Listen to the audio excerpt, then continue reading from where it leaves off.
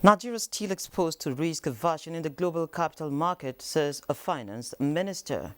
Central Bank of Nigeria (CBN) seeks active involvement in financial sector in AFCFTA.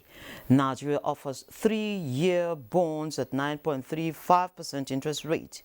COVID-19 stimulus implementation create over 2 million jobs, says the federal government. Plus, Asia Pacific stocks edge higher as Australia's central bank is set to announce interest rate. Details of these and more on Business Express on the network service of the NTA, and we are reaching you live from Abuja, Nigeria's capital. I am Liakatun Babatunde.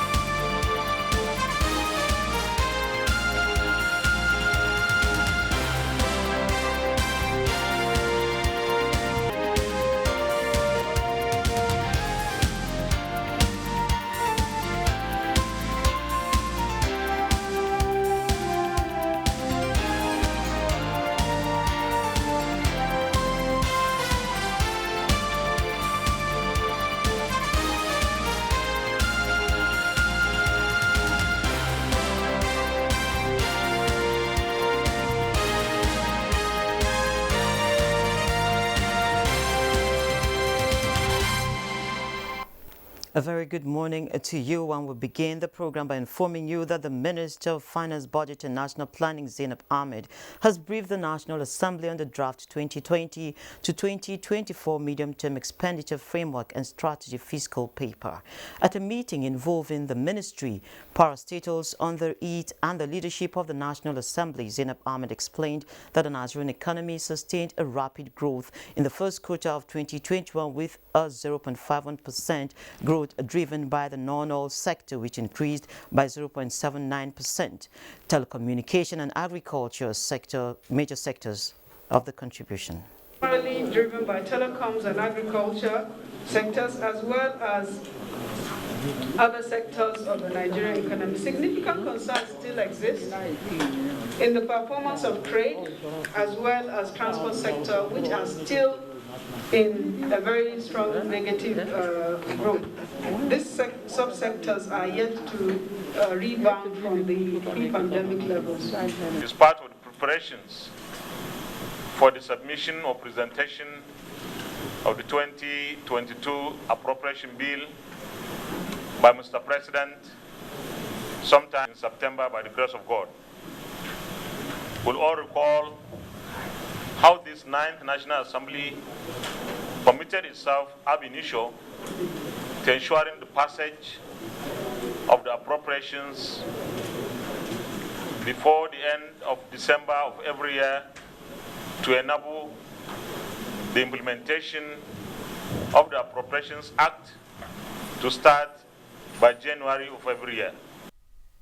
The minister observed that Nigeria is still exposed to risk aversion in the global capital market due to the pressure on foreign exchange market. The meeting later dissolved into a closed-door session. The federal government says it spends a whopping 60 billion naira annually to repair vandalized oil pipelines across the country.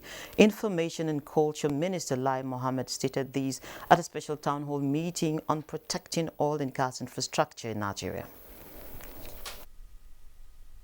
With an average of 200,000 barrels per day loss to the wanton damage to pipelines and a huge amount of about 60 billion naira yearly to repair and maintain the vandalized points, one can only imagine the impact on the economy.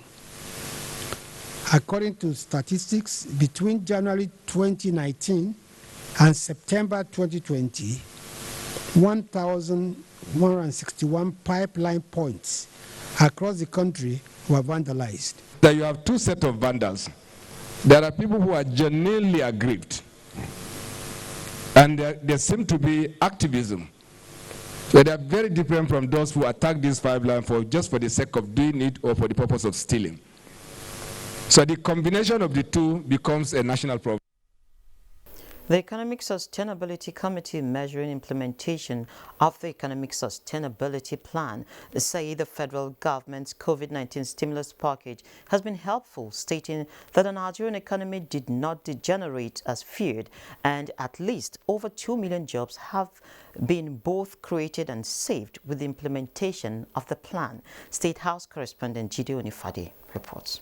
At the virtual meeting presided over by Vice President Yemi Osinbajo, the Economic Sustainability Committee measuring implementation of the Economic Sustainability Plan observed that although the target of 2.3 trillion naira estimated to be spent under the plan has not been achieved, the federal government appropriation part of the total, being 500 billion naira, has been completely released by the end of May, making it possible to attain several objectives of the Economic Sustainability Plan, directly supporting a few million Nigerians. While more than 2 million jobs have been saved and created, the breakdown of the figures indicates that 1.3 million jobs have been retained through interventions in the micro, small and medium enterprises space, including the payroll support, the 774,000 jobs from the Public Works Program, and 26,021 jobs from construction and rehabilitation projects across the country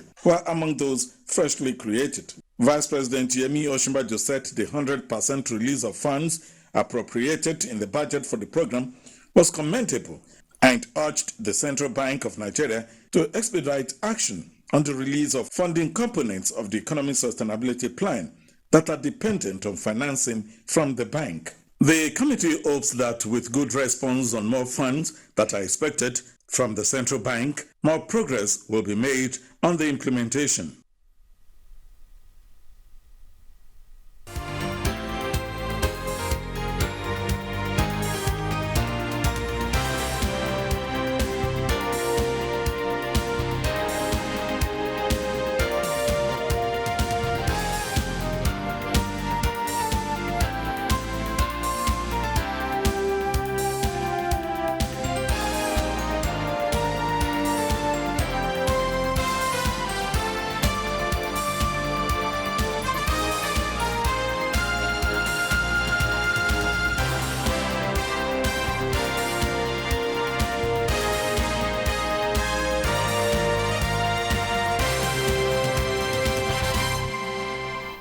Now, early last week came a report from the Pension Transition Arrangement Directorate, PCAD, that it had received 26,505,862 pounds 97 pence repatriated pension funds from Crown Agents Investment Management (CAIM). The pensions funds had been under investment with Crown Agent Investment Management Limited, United Kingdom. Well, the Executive Secretary of PCAD, Dr. Choma Ejikeme, is here to give insight into the funds being repatriated and, of course, its usage. You're welcome to Business Express, ma'am. Thank you very much. Great. So for most Nigerians, the question really will be, how did these funds get to Crown Investments and why are they coming back now? There were pension funds that were actually invested by the Nigerian government, with Crown agents. The origin for the main part, the Civil Service Pension Fund, was to take care of colonial pensioners. The colonial masters that served, they had their pension and they had gone back to the UK, and there were some other, reasons why the funds were invested with Crown agents. That was in 1990, as a matter of fact. But with the pension reform, all pension funds and assets are to be sent back to the Pension Transitional Arrangement Directorate, designated CBN accounts for use. So that's why we asked for them to bring back the funds. Okay, ma'am. So, what other arms of government are you working with in this whole arrangement? Naturally, we had to work with the Office of the Accountant General of the Federation and the Ministry of Finance because they actually eventually invested the funds. And we had to work with the Ministry of Justice to enable us go through the legal rigmarole to get the funds back because the investors wanted to be sure, you know, time has passed. They wanted to be sure they were sending the money back to the right people. And we had a presidential approval for the funds to be repatriated to PTAD. Okay, ma'am. So there's also a statement from your office that over 120 billion naira is accrued arrears owed pensioners. What is the size of these funds that is going into payment of those arrears? The fund converted into naira came up to about 15.1 billion. So, I mean, take away 15.1 billion from that, that's what it looks like. But it really is going to go a long way to sort out some of our pension liabilities, while we hope that over the years we'll be able to do the rest.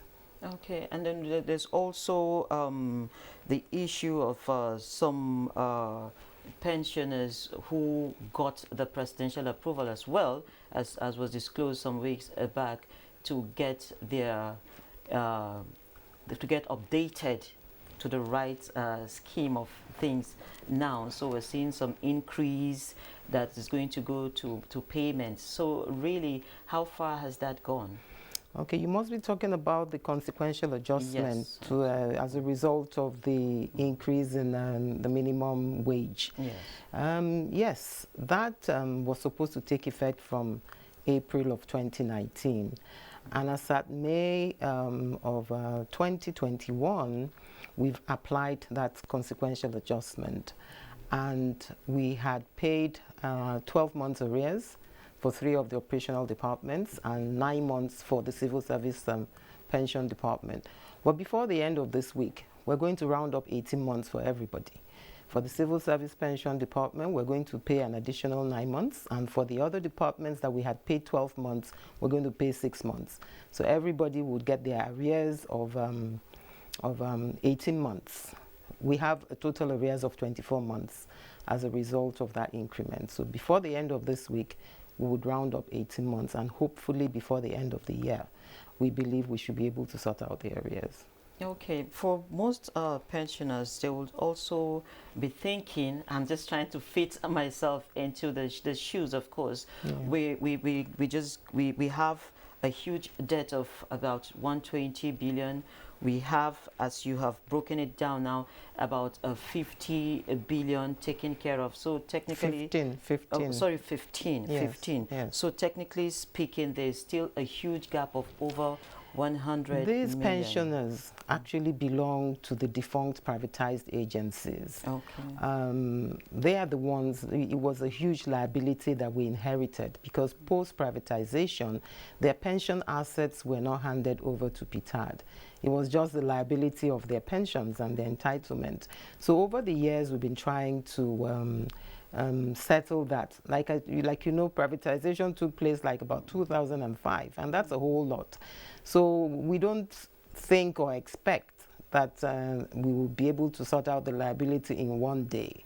You know what I mean? It's taken quite some time, but we're believing and hoping that very soon we'll find a way to sort it out, maybe in the next 1 or 2 or 3 years. When we spread out the money over the years, we should be able to sort that out because it's a huge liability accumulated over the years. Okay, so how would you rate the first 6 months performance of your agency, of course, in collaboration with the presidency and relevant agencies? How would you rate the services being rendered to pensioners? I think it's been great. I think it's been awesome. And if you notice, you'll see that pensioners have calmed down to a certain extent. We've actually been doing a lot in terms of taking care of arrears of pension, owed a lot of our civil service pensioners who had been verified but had not been paid. And in the last 6 months, we've paid over 7-point-something billion in arrears to civil service pension department pensioners. A lot of them not on payroll, we've put them on payroll. So over 30-something thousand pensioners have been affected by that. And in the parastatal pension department that we had done their verification, we've also been validating their verification. We've paid one-off payments to some of the defunct agencies like Aluminium Smelter Company, Nigerian Aviation Handling Company, Assurance Bank. You know, we've been, Nigerian National Shipping, we've been putting them on the payroll and paying them their arrears.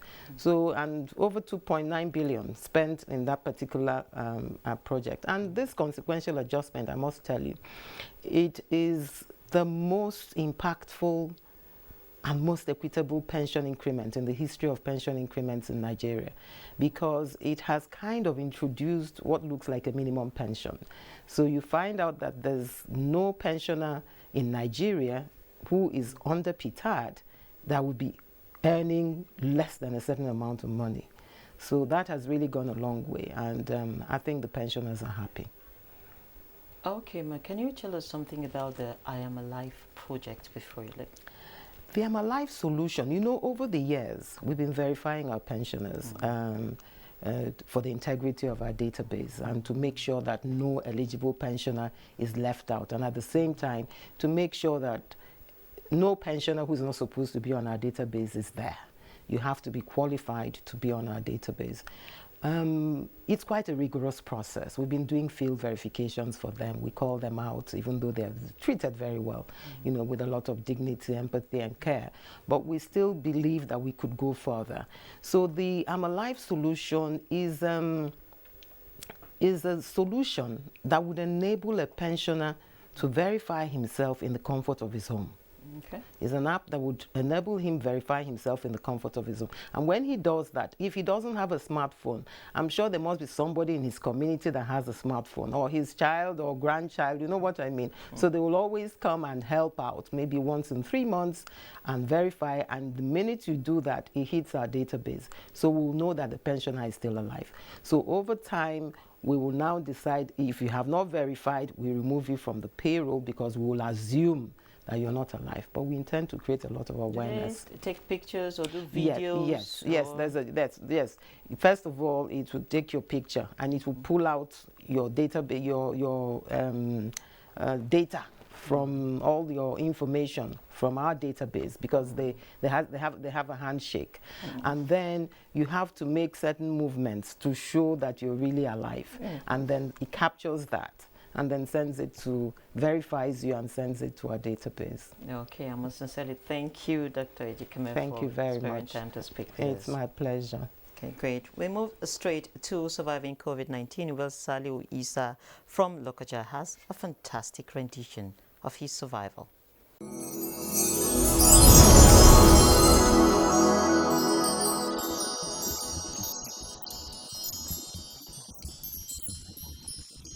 My business is located in Lokoja.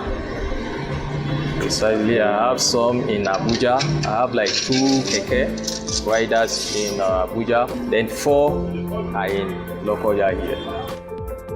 The severe intervention I got is a TCF COVID-19 loan. Actually, I applied for 3 million and I was given 2.5. That was last year. Last year, precisely, that should be around March, April. That is 2020. Initially, during the lockdown,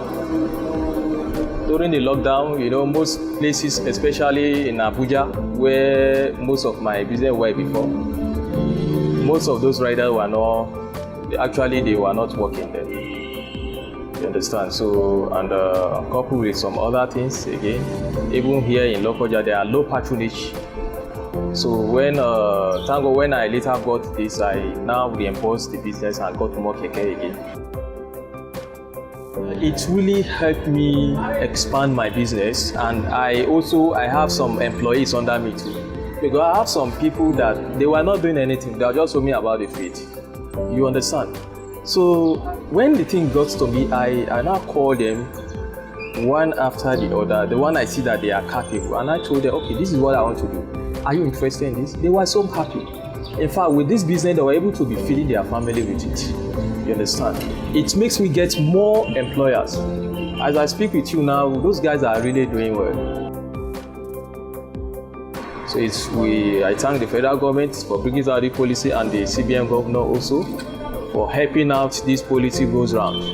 We really appreciate the government for this gesture.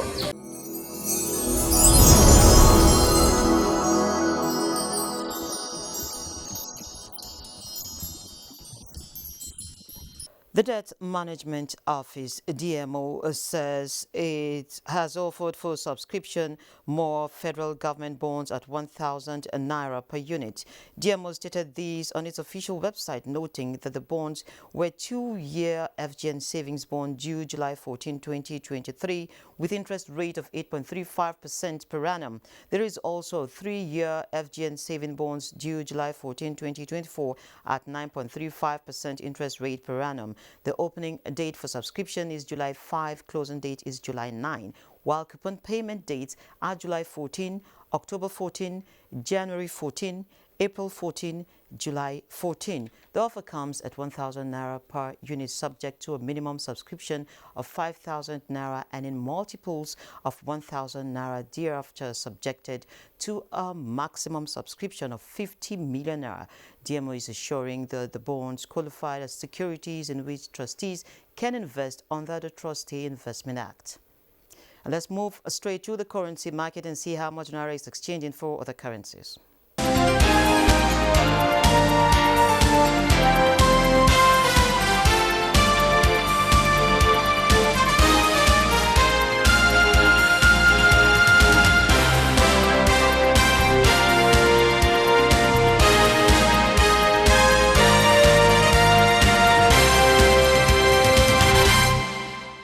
The Nigerian Incentive-Based Risk-Sharing System for Agricultural Lending PLC has stated that the organization is committed to enabling Nigerian cocoa farmers to benefit from the $67 billion global cocoa market. Managing Director and Chief Executive Officer of NISAL, Aliyu Abdul Hamid, who gave the commitment during a tour, Lagos State said in a move that will help Nigeria benefit from the over $67 billion global cocoa market. NISAL has provided the cocoa bean sourcing and exporting company with a 50% credit risk guarantee on a working capital facility of 1.15 billion naira. He said the pull and push power of the midstream segment where ADT Rosset operates can impact pre-upstream and upstream operators as well as downstream markets. Let's move now to the global market, where shares in major Asia-Pacific markets edged higher on Tuesday morning as investors look ahead to the Australian Central Bank's interest rate decision. Shares in major Asia-Pacific markets struggled for direction in Tuesday trade as investors reacted to the Australian Central Bank's interest rate decision. The Nikkei in Japan rose 0.16%. Mainland Chinese stocks, on the other hand, declined. The Shanghai Composite slipped 0.62%, while the Shenzhen Composite dipped 0.827%. Hong Kong Hang Seng Index also fell 0.36%. In the United States, stock futures were flat in early morning trading on Tuesday as Wall Street gets set to kick off the holiday-shortened week with the S&P 500 at a record high.